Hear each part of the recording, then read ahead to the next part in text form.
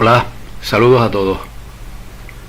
Cuando el Imperio Romano, allá por el siglo IV, inventó una religión como estrategia para unificar su vasto y variopinto territorio, y una vez acabado el poder de aquel gran imperio, las familias poderosas que gobernaron Roma buscaron reconstruirlo bajo el único cimiento común que les quedaba en casi todos los territorios de su viejo gobierno. Ese vínculo era la religión. Así, con el emperador convertido en papa y con la política en religión, Roma no tuvo más opción que fabricar mecanismos de defensa de su emperador. Al ser poco edificante la imagen de una religión con ejército, se decantaron por disfrazar sus fuerzas militares con sotanas y obras de caridad, y surgieron las órdenes de caballería, que prometían juramento eterno al papa, es decir, al emperador. En el año 1099, Godofredo de Bouillon conquistó Jerusalén con las cruzadas, creando poco después lo que se conoce como la Orden de Sion, y más tarde fue clave en otras fundaciones como la Orden del Temple, la del Santo Sepulcro y la Orden de los Hospitalarios. Esta última, partiendo de una pequeña congregación ya existente que se llamaba la Orden de San Benito, dedicada al cuidado de los peregrinos enfermos,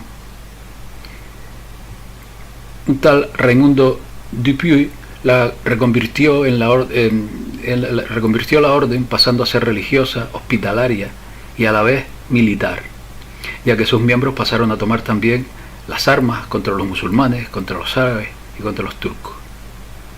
Así nació la Orden Militar de San Juan de Jerusalén, también llamados los Hospitalarios, que además de militares eran espías y confidentes bien colocados en aquella zona del Medio Oriente. Su cometido: combatir a los infieles, no huir en combate y jamás levantarse en armas contra un imperio cristiano.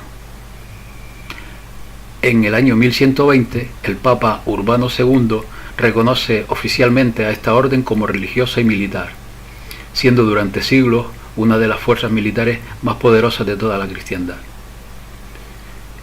En el 1291, tras caer el reino cristiano de Jerusalén, esta orden militar de San Juan se establece por un corto tiempo en la isla de Chipre. Poco después, en el año 1307, se mudaron a la isla de Rodas, pasando entonces a denominarse Caballeros de Rodas. En el año 1312, cuando fue disuelta la orden de caballería más potente por entonces, los Templarios, fundada en Jerusalén en el año 1118 por 9 caballeros franceses, una parte de sus bienes fueron entregados a la Orden de San Juan de Jerusalén, o Caballeros Hospitalarios. Con el paso del tiempo, la orden fue reforzándose con una poderosísima fuerza naval en el Mediterráneo para defender sus intereses mercantiles y demás, convirtiéndose en poco tiempo en una potencia naval constructora de las mejores galeras, como por ejemplo la que hicieron en el año 1592, cuando construyeron el primer acorazado de la historia, que le llamaron Santa Ana, hecho de plomo y cuyas 3.000 toneladas eran insumergibles por estar basado en el barco en el principio de Arquímedes. La orden construyó también el primer buque hospital de la historia. En el año 1522, tras haber perdido Rodas por la invasión otomana, Carlos V le dona poco después la isla de Malta, de la cual proviene su actual nombre de Orden de los Caballeros de Malta.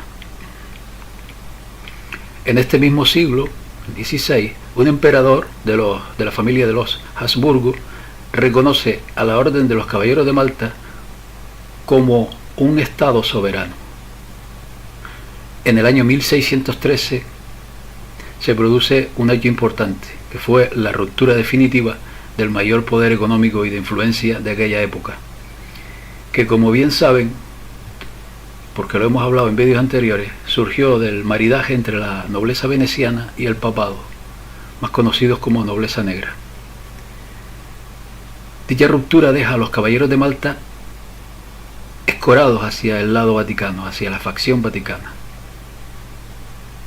Fue así hasta el año 1798, en que Napoleón, un peón jesuita bajo control de la facción británica de la nobleza negra, ocupa la isla de Malta y les empuja a trasladarse temporalmente a Messina, Catania y Ferrara, para por fin establecer su sede en Roma en el año 1834, cuando ya la facción británica de la nobleza negra había reconquistado el Vaticano a través de los jesuitas, tal como expuse en algún vídeo anterior.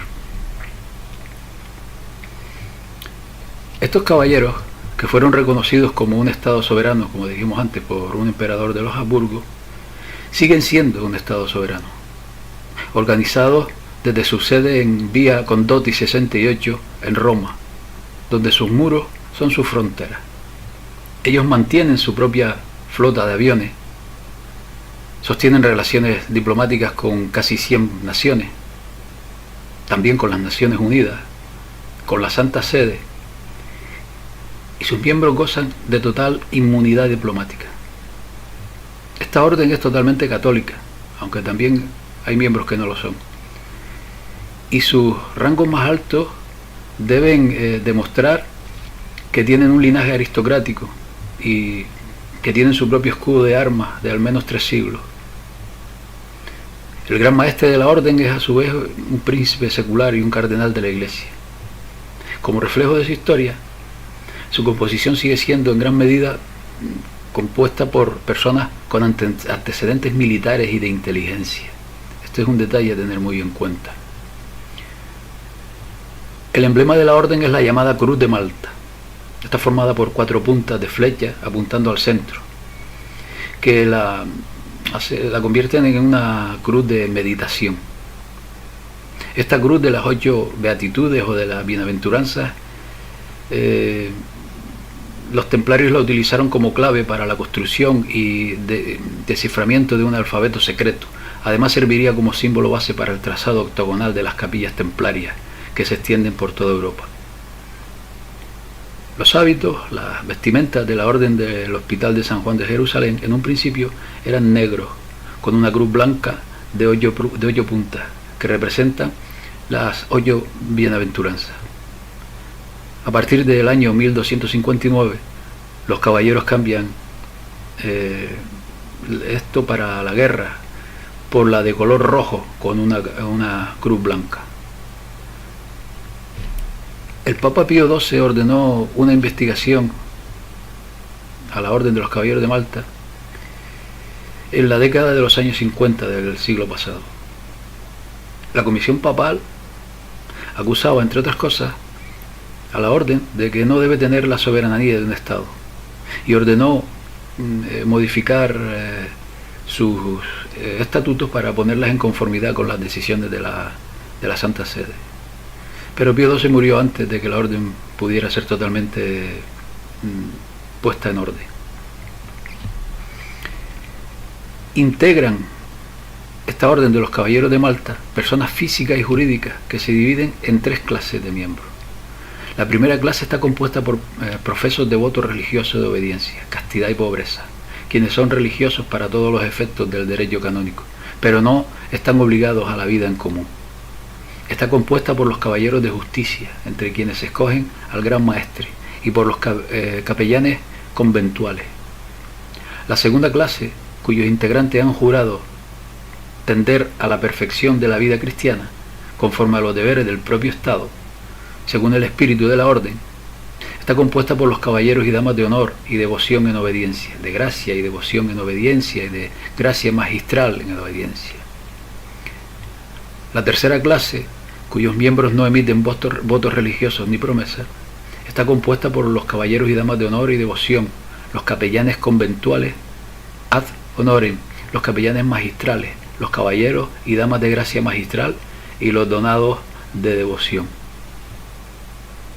Los caballeros de Malta se rigen por una columna vertebral basada en la nobleza. Casi la mitad de los 12.500 miembros pertenecen a las familias más antiguas y poderosas de Europa.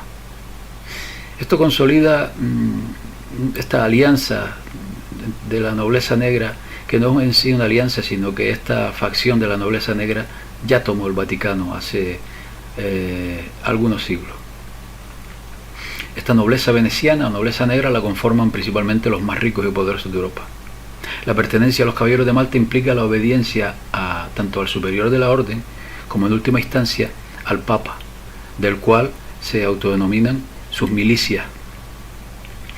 Además de los 12.500 miembros, tienen más de 60.000 miembros que gozan de total inmunidad diplomática.